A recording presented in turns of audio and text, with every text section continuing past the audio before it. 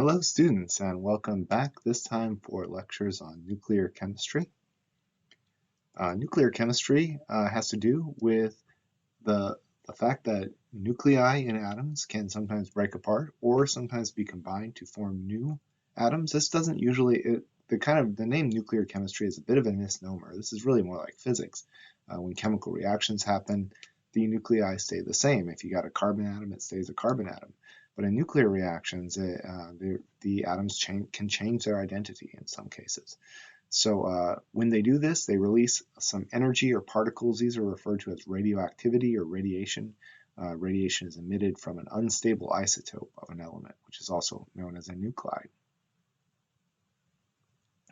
What are the different types of radiation? Well, radiation includes, for example, alpha rays. Alpha rays are positively charged helium nuclei. They have 2 protons and 2 neutrons with no electrons, so this gives them a positive 2 charge from the 2 protons. Another type of radiation is called beta rays. These consist of negatively charged particles, which are basically high energy electrons. And finally, gamma rays, which are pure energy, very high in energy. These come off from the sun, for example, but we get a lot of protection from that from our atmosphere, fortunately. And in order to talk about this, we're going to have to pay careful attention to what's in the nucleus. The nucleus contains protons and neutrons. Nucleus for an atom can be defined, its number of protons and neutrons can be defined or stated by its symbol. The chemical symbol, for example, here for polonium, can include an atomic number on the lower left side and a mass number on the upper left side. The atomic number is often left off because it is the number of protons, and you can simply determine that by just looking at a periodic table. If you look at polonium on the periodic table, it's going to have 84 as the mass number, and so that indicates 84 protons. All polonium atoms have 84 protons, and all atoms with 84 protons are polonium. And so often this atomic number is left off. The mass number indicates the number of protons and neutrons together. So in this case for polonium, it has 210 protons and neutrons. So protons and neutrons are 210. Of those, the protons are 84. So if we were to subtract out the protons, we'll only be left with the neutrons here. And the neutrons here would be 210 minus 84. So that's going to be 126 neutrons, I believe. Yes. Okay. And so that's how you would determine the number of neutrons. You've learned this previously, but we're just coming back to it. When nuclei decay, they will sometimes lose protons or protons will change into neutrons will change into protons. These are the consequences of nuclear decay, nucleus breaking apart into pieces. For example, radon, which has a mass number of 222, this particular element of radon, notice again, radon is element 86, so I encourage you to go look at your periodic table, find radon. It'll be on the far right column, the noble gases near the bottom, and you'll see that it has atomic number 86. So it has 86 protons. A lot of times what we'll do when we're analyzing these is we can write in below the symbol the atomic number on the lower left, and that will tell us how many protons we have. Now when the nuclear decay occurs, if it occurs via alpha decay, which means it produces an alpha particle, an alpha particle contains 2 protons and 2 neutrons. It is often indicated in this way as helium. Sometimes it's also indicated as alpha, like that. So you can say alpha or 2, like that, or helium. Now, in this process, in this nuclear process, the radon is losing 2 protons and 2 neutrons. So what's left is going to have an atomic number that is 2 less than what it originally had. So since there were 86 protons in the radon, but 2 protons were lost in the radon, we will have 84 protons remaining. And what's important is when you are looking at these nuclear equations, you need to make sure that the number of protons and the number of neutrons stay the same on each side. or in a sense, their sum stays the same. Sometimes the number of protons or neutrons will change, but the sum will be the same, the sum of the atomic number. So here, the sum of the atomic number on the right side is 84 plus 2. That is 86, which is the same as the radon on the left side. Likewise, for the mass number here for polonium is 218. And we can determine that by taking the 222 and subtract out the 4, 222, subtract out the 4 of the protons and the neutrons that are lost, and that leaves us with 218, and 218 plus 4 adds up to 222. So the atomic numbers and the mass numbers on each side of a nuclear equation must add to the same number. And that's exactly what's going on here. So this is an example of a nuclear equation written to describe the alpha decay of radon. Another example here, the alpha decay of samarium. Again, the first thing you're going to want to do, we see samarium 146. The mass number has to be given to you. Otherwise, you may not know how many neutrons there will be, right? But the number of protons is always the same. If we have an element of samarium, we look here for samarium, and samarium has atomic number 62. So if you look on your periodic table, I encourage you to take a look right now. You'll find that it is in the bottom of the periodic table, that separate row, the inner transition metals. And 62, if you look for element 62, you'll find the symbol SM for samarium, and that has 62 protons. Alpha decay means we're going to lose an alpha particle, which has 2 protons and 2 neutrons, so it has an atomic number of 2, a mass number of 2 plus 2, which is 4. So again, what we're going to get here is what happens when samarium loses 2 protons. Well, it starts with 62. It loses 2 in the form of the alpha particle, so it has 60 protons left. And for the mass number, well, the mass number is the proton and the neutrons. The samarium lost 4 protons and 4 neutrons in the form of the alpha particle right here. So the number of protons and neutrons it will have left is 146, which it started with, minus the 4 that it lost in the form of the alpha particle, which gives you 142.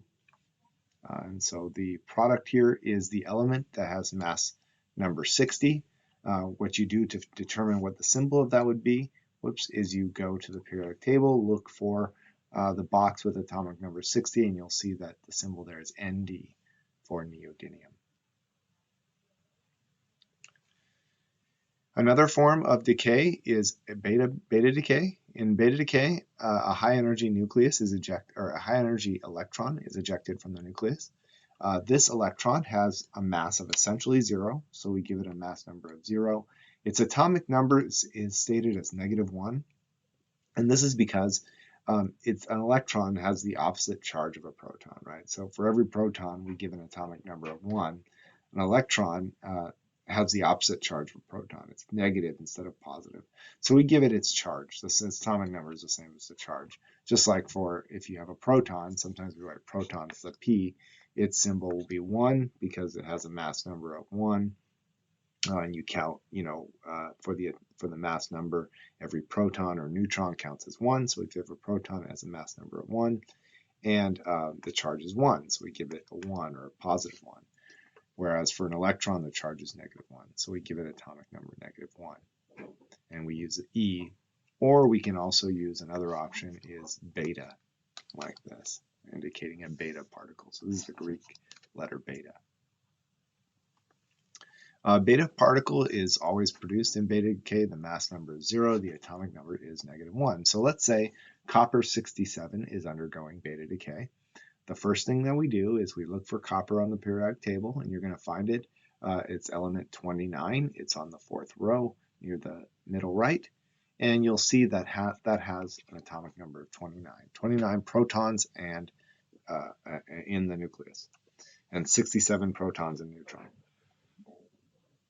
So in this beta decay, we lose a beta particle, which has mass number atomic number -1. And what we know is that what's on the right side of the nuclear equation always has to add up to what's on the left side. So in terms of mass number, the electron, the beta particle, has 0 mass, so the resulting product will also weigh 67, because 0 plus 67 here is going to add up to the 67 mass number of the copper on the other side. Now, for zinc, we don't know this is zinc yet. We can say, though, that the atomic number has to add with -1 to make 29. Well, that's going to be 30, because 30 plus a -1 is 29. Now we can go to the periodic table and look for element 30. It's just to the right of the copper, and that symbol is zinc, so we can write the symbol zinc here. Notice in beta decay, the mass number increases. The mass number stays the same, but the atomic number increases. So the atomic number is 1 greater. So what's essentially happening here is we have the same number of protons and neutrons, but by the end we have an extra proton. So essentially a neutron is being turned into a proton. That's what's happening in the beta decay process. So if we have a neutron here, and it turns into a proton, the neutron has atomic number 0, meaning no charge. That's why it has the atomic number 0. Proton has an atomic number 1 for a positive 1 charge, right? And a beta particle or an electron has an atomic number -1 for a -1 charge. In terms of mass numbers, neutrons and protons both weigh 1 mass number, an electron weighs 0. So we can see here that the mass numbers 1 plus 0 add up to 1, same as the negative side, the early side here, the reactant side essentially. And 1 plus -1 here add up to 0. So we can see that adds up to the charge of the neutron. And so essentially this describes what's happening in every beta decay process. One of the neutrons is becoming a proton, and meanwhile a high energy electron is ejected from the nucleus, and that's called a beta particle. So the kinds of questions that you're going to see here are like this: what are the products of beta decay for molybdenum 99? So again, let's say we're starting here. This is all we're going to see at first. Well, we write down molybdenum 99, and then we go to the periodic table and we look for molybdenum. Where is that? Okay, molybdenum, you'll find it in box 42. It's in the transition metals just below chromium in the 5th row. So the atomic number is 42. Then we're having beta decay. So beta decay means we are losing a beta particle. And so the beta particle has a mass number of -1. That's just something we got to remember. Or sorry, not a mass number, an atomic number of -1 and a mass number of 0.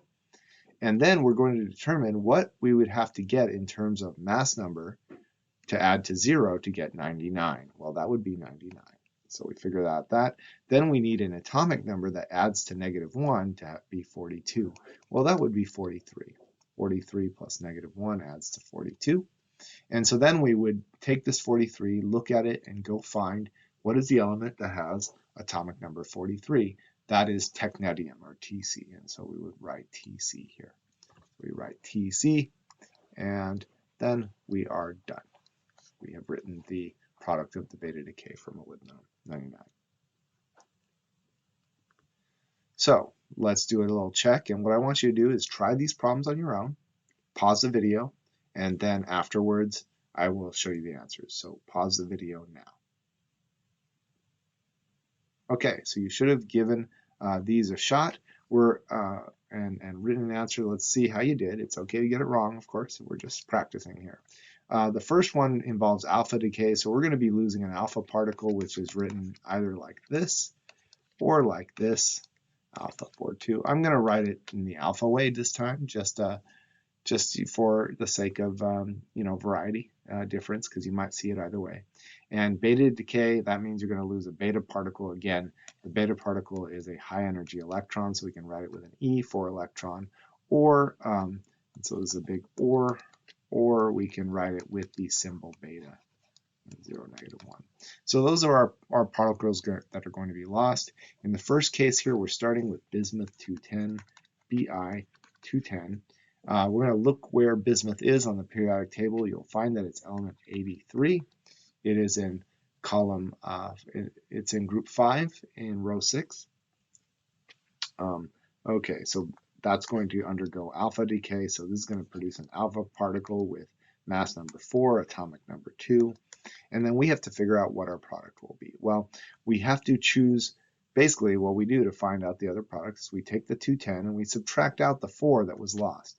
So that's going to be 206 left. And 206 plus 4 adds up to 210, which is what we have on the other side. And then we're going to take the atomic number 83, subtract out the 2 protons that were lost. That's going to leave us with 81 protons. At that point, we go and look for the symbol of the element that has 81 protons. That would be thallium. And that is how we do it.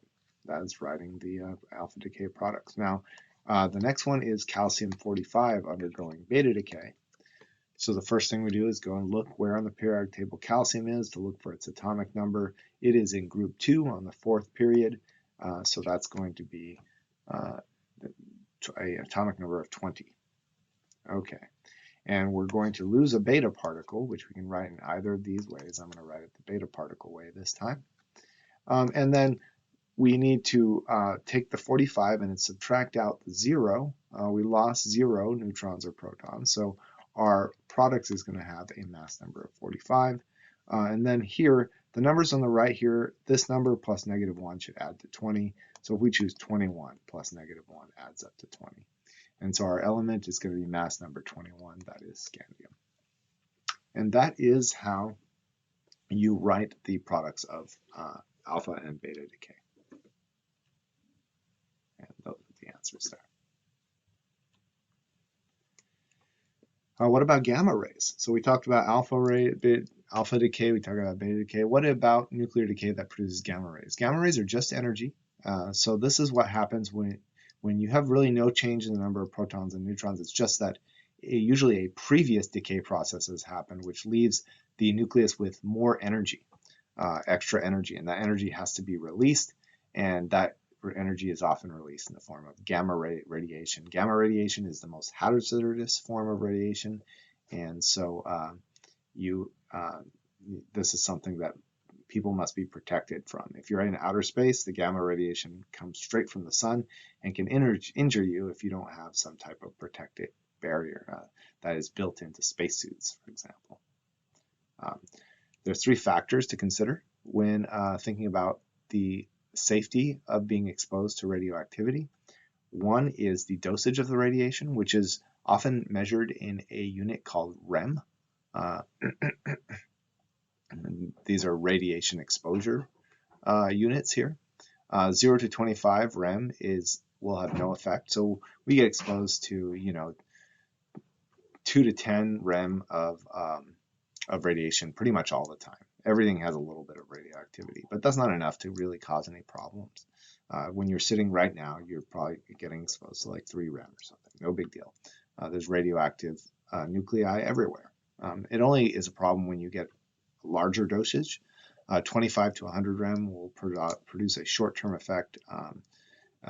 100 to 300 REM will produce greater effects, including nausea, which will take a longer period of time to recover and for those radioactive elements to be released from the body and go somewhere else.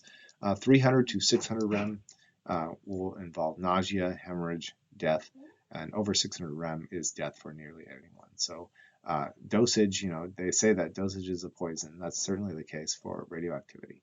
We're always exposed to a small amount of radioactive decay energy, but a large amount is what's dangerous. Also important is the duration. The longer one is exposed to the high dosage of radioactive material, the worse the harm, and the distance. Radiation decreases exponentially with distance, and so the farther away you get, the radiation exposure very quickly goes down. So how can one protect themselves from radiation, assuming that they have to be in an area that is known to have radiation? Alpha particles are very simple to be protected from. They're shielded by your skin. The only way that you'll be exposed to alpha radiation is if you breathe or eat the radioactive material, but that sometimes happens with, for example, radioactive radon gas in the home. Beta particles require a thin foil of metal or aluminum for protection. Then gamma rays require much greater protection, such as a lead barrier.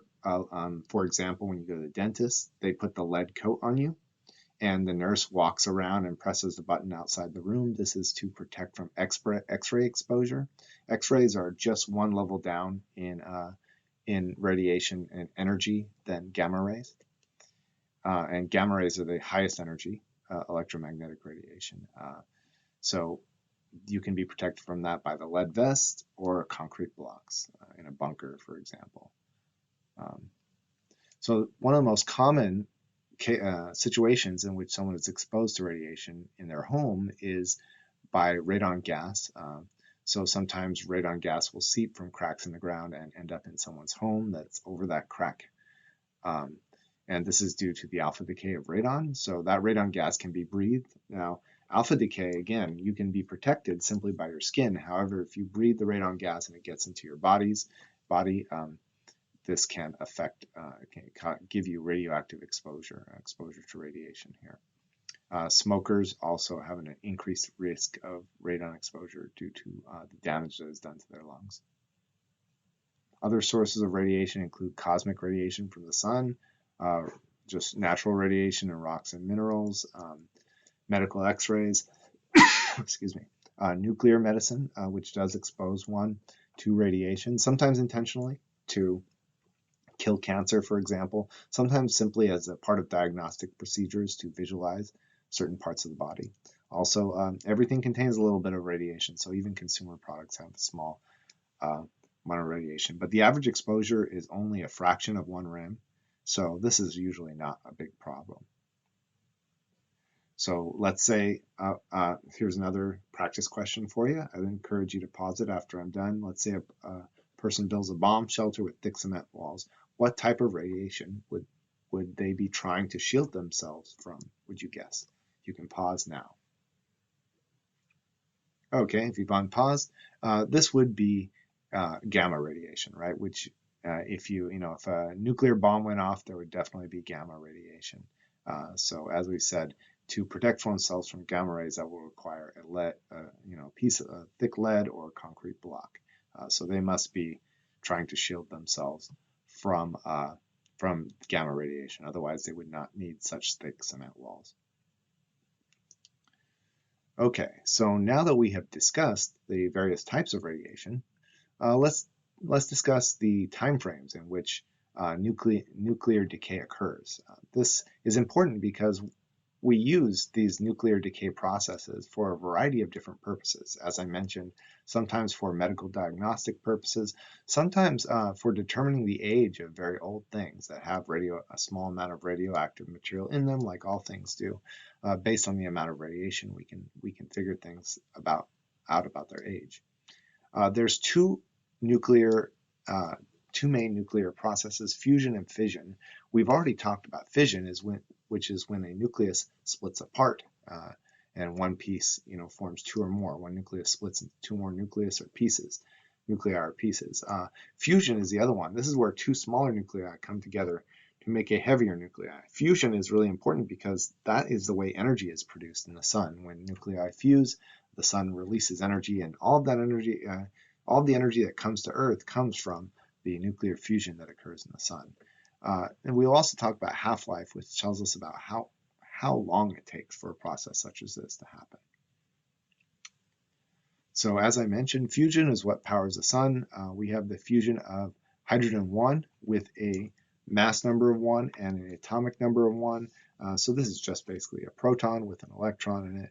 And hydrogen-2, which is an isotope of hydrogen, that has 1 neutron and 1 proton. So together that's a mass number of 2. When these combine, they make helium. Helium has an atomic number of 2. 1 plus 1 is 2. And this is helium-3, which has a mass number of 3 because this hydrogen has 1 proton. This other hydrogen atom has 1 proton and 1 neutron. So that's a total of 3 particles, 2 protons, 1 neutron.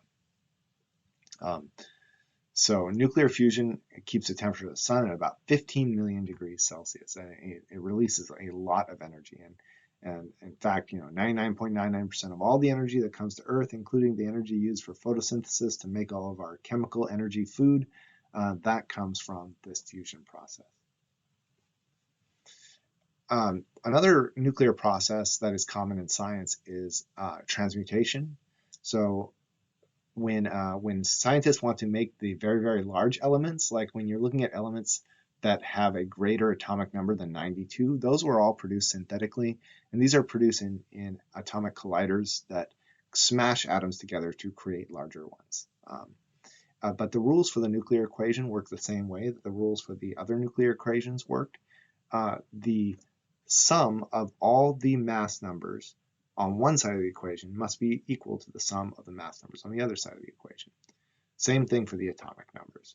So when we're trying to figure out the product of a transmutation like this, first thing we should do is get all the atomic numbers. So we look for Cm here, that's californium. That's near the bottom middle of the periodic table in the inner transition metals. It has an atomic number of 96. If we smash this with an alpha particle, helium has atomic number of 2. We'll produce a neutron. Neutron has an atomic number of 0, representing its 0 charge. So what we're going to do is add these two numbers together. So we add these two right here, 242 and 4. That gives us 246. So the sum here of the mass numbers should be 246. So we're going to say, well, what adds with 1 to make 246? That's going to be 245.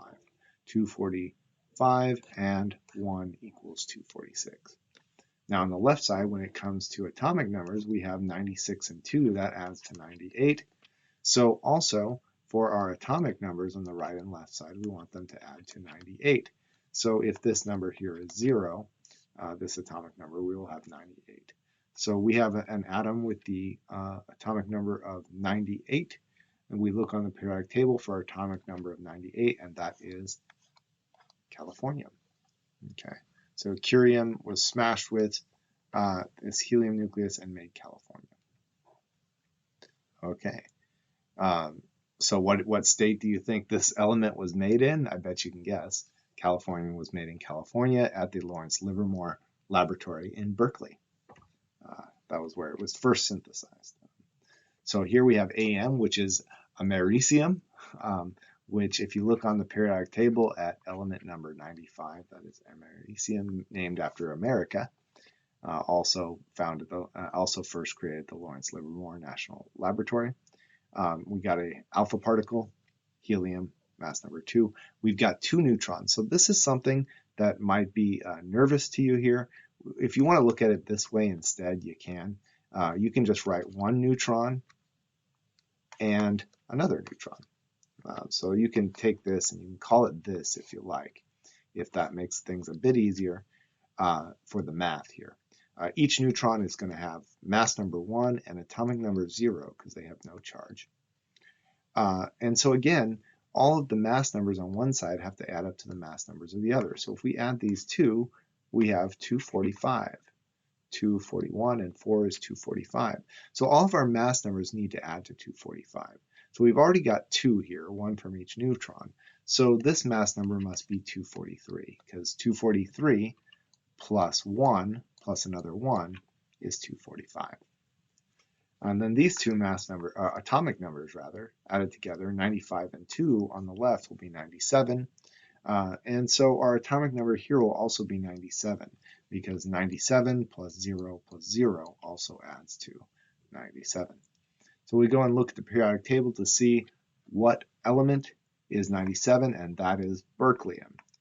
And I bet you can guess where that was first synthesized as well. All of these at the same spot, the Lawrence Livermore Laboratory in Berkeley. And that's how you determine the products of transmutation. And this goes through what I just described for you on the slides.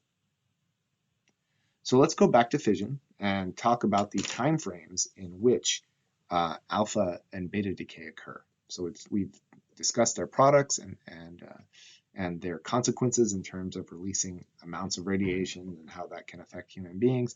Now let's talk about how quickly the radiation is produced, because that's a big deal. For some radioactive elements, their production of radioactive material is very slow, and those kinds of elements are all around us. We don't usually concern ourselves too much with that because they don't produce a large amount of radiation in any short period of time. But some other elements do, so we'd like to know how much radiation is produced in a certain period of time by a radioactive sample. And this can be measured in REM, like we discussed before. There's a couple of other ways to measure this. The counts per minute, this means how many radioactive events are happening in this sample per minute.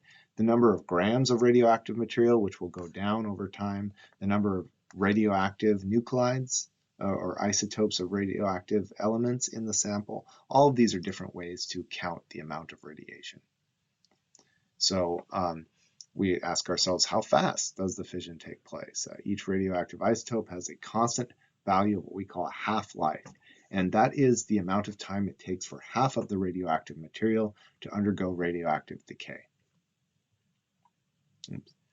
So let's say we're talking about calcium-45. Calcium-45 has a half-life of 165 days. So if we have a sample of calcium-45 that starts with 160 counts per minute of radiation, after 165 days, that amount of radiation will be half as much, because 165 days is the half-life.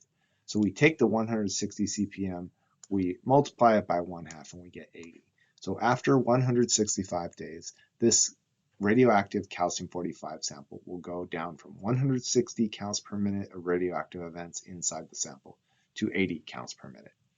If another 165 days passes, then it will be half as much as the 80. So if we cut 80 in half, we get 40. So every time the half-life passes, we have half as much radioactive material, or radioactive events in this case, in counts per minute, or radioactive dosage in this sample.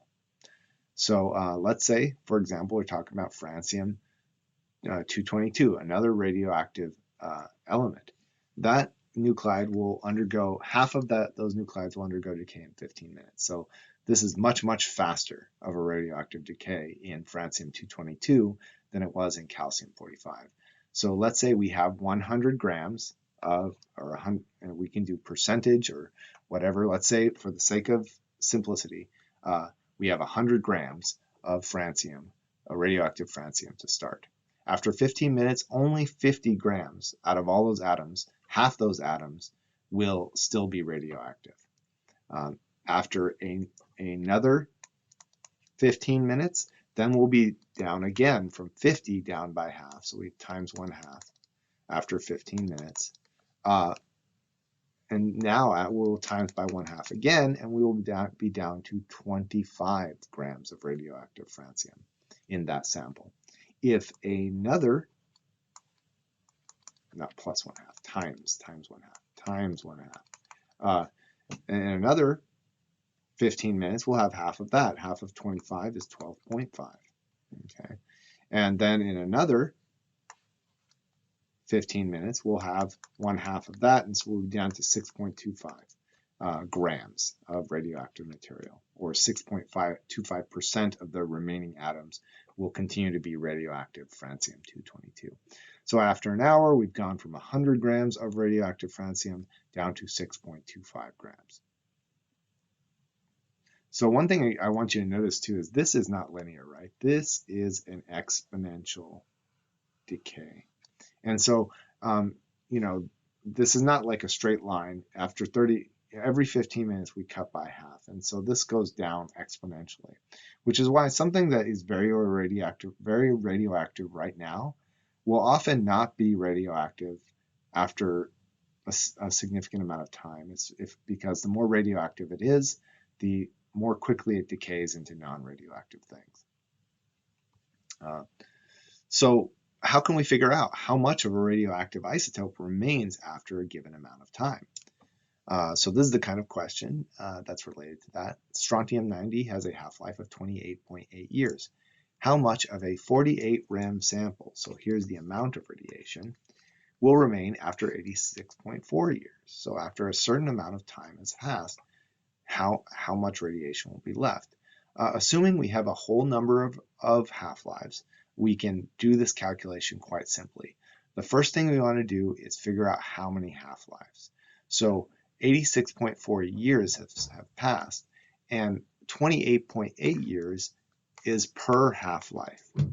And so if we divide 86.4 by 28.8, we get that 3 half-lives passed. So every time a half-life passes, half of the radioactive material will be gone. So what we do is we take 48 rem and we multiply by 1/2 3 times. So the first 1/2 is going to cut us down to 24 rem. Then we'll do times 1/2 again, and that will cut us down to 12 rem. That's 2 half-lives. 1, 2. We're going to cut in half. Whoops, rem. It went behind my head. We're going to cut in half times 1/2 one more time, and so that's going to equal 6 rem. So at the end of the 3 half-lives, there will be 6 rem of radiation remaining.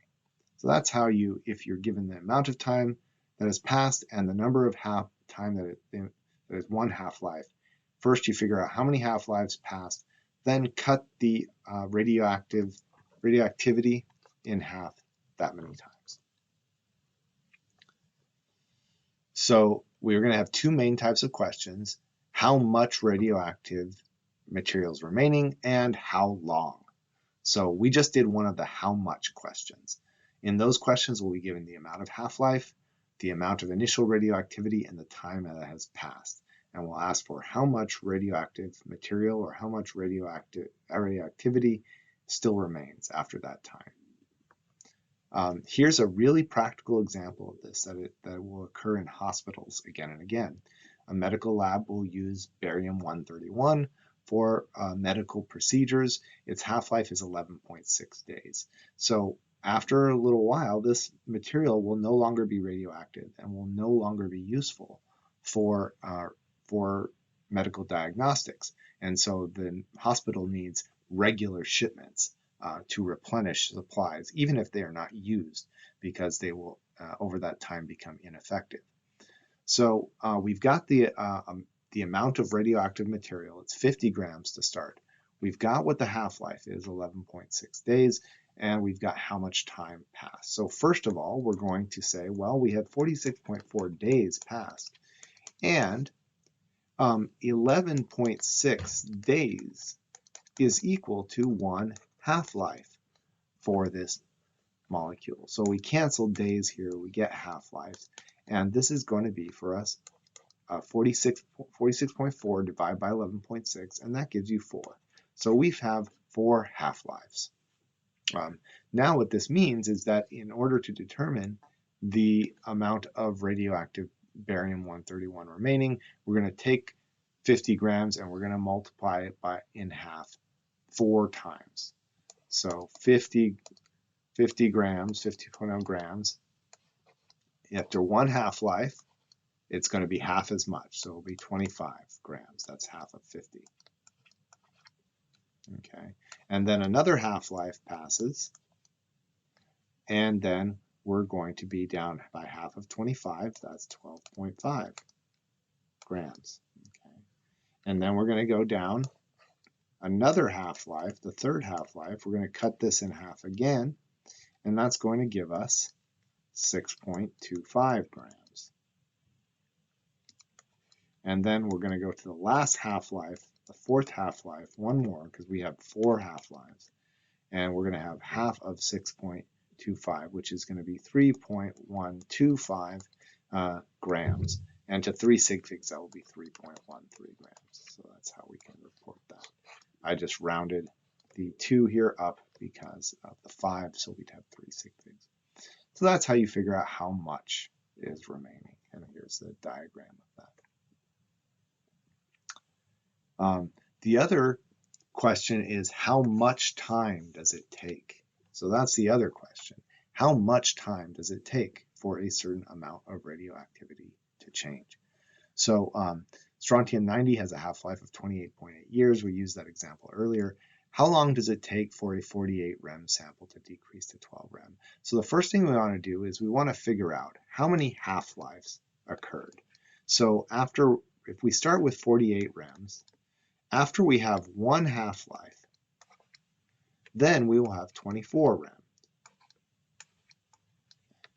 Now, if we have a second half-life, that's going to go in half from 24 rems to 12 rems.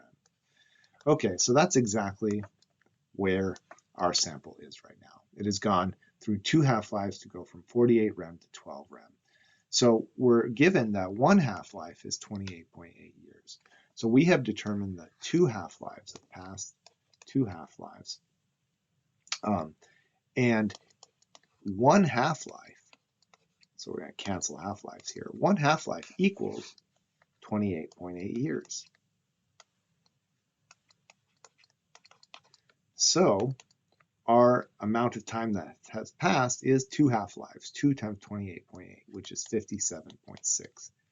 And our unit here is years. And so that's how you figure out how long has passed when a certain radioactive decay has occurred. So that was the how long question. The how long question. In that question, you're given the half-life, the amount of radioactivity before, and the amount of radioactivity after. And you can determine how long it took to get to that amount of radioactivity. Another example that is used for very rich people is they will sample expensive wine that they've bought and use the radioactive decay of hydrogen-3 to determine how old the wine was. When was that wine bottled? Because the hydrogen-3 will be level until the wine's bottled, then it will decay. And so you can measure that radioactivity and determine how many half-lives have passed. So we start with 26 CPM, we start with 104 CPM for a new bottle of wine, but this bottle of wine is 26 CPM in radiation. So we need to figure out how many half-lives passed. 104 CPM, if one half-life passed, well, then we're going to be down to half the radiation, so we'll be down to 52 CPM, which is half of 1.4. If two half-lives have passed, the second half-life, that means that we will cut the radioactive material in half again. 52, half of that is 26. So we can determine that two half-lives have passed. Hydrogen-3 has a half-life of 12.26 years, and so our amount of time that has passed will be 12.26 years, and we will say, we'll look at, the amount of, we have determined that two half-lives have passed, and one half-life is equal to 12.26 years. So half-lives cancel, we end up with years, and that is going to be 24.52 years. Two half-lives. So the wine was bottled about 25 years ago. And so if the seller claimed that it was a 80-year-old bottle of wine, you would know that they were lying. So this kind of way of thinking, this kind of analysis is used for not only for dating wine, but for dating long dead materials that contain carbon. So carbon being a very common atom in organic molecules. Carbon-14 is present in a small amount in all of these organic molecules, and it has a half-life of 5,730 years. So living things will maintain a constant level of C14 until they die.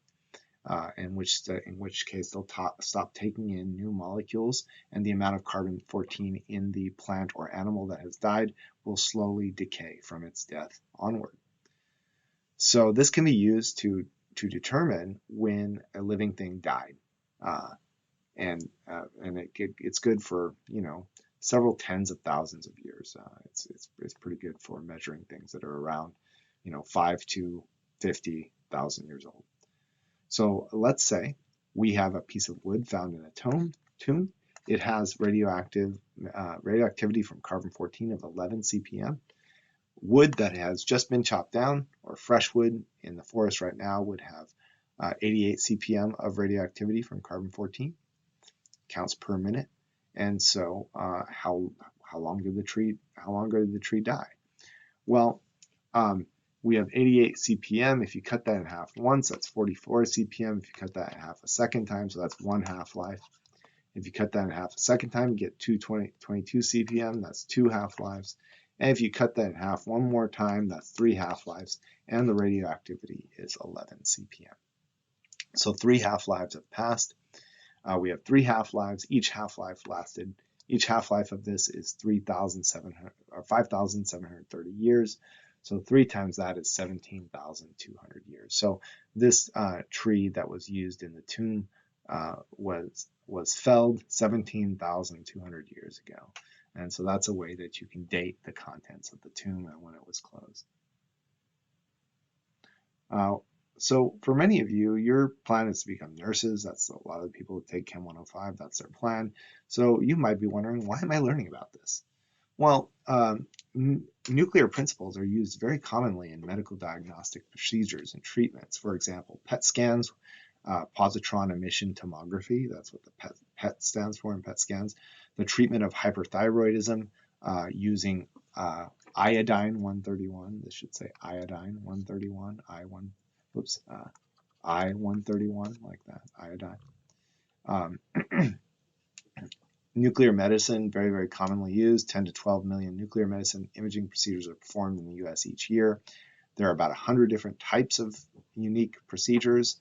The amount of radiation that one is exposed to is about the same as taking an x-ray like a dentist or something. And nuclear medicine procedures, they're not going to get you sick for the most part unless you're undergoing radiation therapy for cancer, which involves exposure to a significant amount of radiation.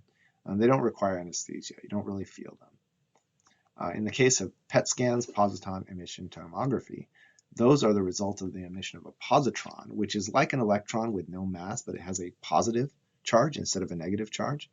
And this one commonly used nuclide for this is fluorine-18, which has atomic number 9, mass number 18. The positron is emitted. Its atomic number is positive 1. So the other product is oxygen with atomic number 8. 8 plus 1 is 9 on the other side. And the oxygen will have a mass number of 18 because 18 plus 0 is 18, same as the other side. So that is a nuclear process, very commonly used in medicine. What happens when the positron is emitted is it interacts with electrons in your own atoms, and these annihilate one another and produce 2 gamma rays. And those gamma rays will penetrate out of your skin and into a detector and will tell you things about the local environment of where that decay process occurs. PET scans are generally used to monitor brain functions. They'll tell you about the activity in that local environment of the brain. So I would encourage you to try this, but you also have a practice sheet here. That's the end of the lecture here for nuclear decay. I want to wish you a happy studying. I know this is a pretty heavy week for you maybe, but please let me know if you have questions while you're working on the practice sheet, and you've got the key as well. I'll leave you with this one last problem. You may wish to pause before it. Go ahead and pause. Okay, and now I'll go through here. This is an example of iodine 131 treatment. The radioactive iodine has a half-life of 8 days. If you inject someone with an 100 mrem sample, how much radiation is remaining in 24 days? So mrem stands for millirem, very, very low type of amount of radiation. So here, if we have 24 days, so this is a how much question. So first thing we want to do is figure out how many half-lives. 24 days, 8 days is 1 half-life. So days cancel, we get 3 half-lives. And so we're going to take the radiation, 100 millirem, and we're going to cut it in half 3 times. So times 1/2 once, that's 50. Times 1/2 twice, that's 25 millirem. And times 1/2 a third time, that's 12.5 millirem. And you would say 13 if you want to round to 3 sig figs. So that's a how much question. We've also got a how long question here. How long would it take for 120 grams of radioactive iodine to decay to 12.5 grams? So in the how long question, first we have to figure out how many half-lives have passed, right? So we got 120 grams. If one half-life passed, then we'll have 60 grams left. That's half of 120. If two half-lives have passed, we'll have 30 grams left. That's two half-lives. And if three half-lives have passed, we will have 15 grams remaining. And so 3 half-lives must have passed. Okay, so we got 3 half-lives that passed. 1 half-life is 8 days. 1 half-life is 8 days. So that's going to be 8 days. And so it must have been 3 times 8. That's 24. 24 days. All right. Well, thank you for watching the lecture today. I hope this was useful for you, and I wish you a happy studying this week. Have a good one.